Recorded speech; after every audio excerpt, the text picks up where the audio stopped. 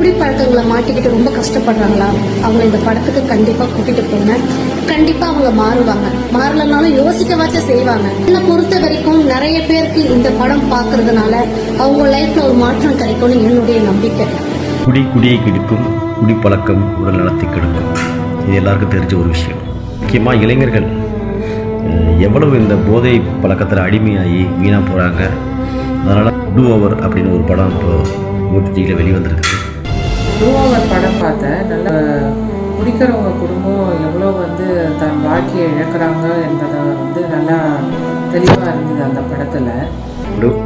നമ്മുടെ ഇപ്പം നാട്ടിൽ നടക്കുന്ന നമ്മുടെ മദ്യത്തിൻ്റെയും ഡ്രഗ്സിൻ്റെയും അങ്ങനെ കുടുംബങ്ങളിൽ നടക്കുന്ന പ്രശ്നങ്ങളൊക്കെ ആയിട്ട് ഒരു പടം.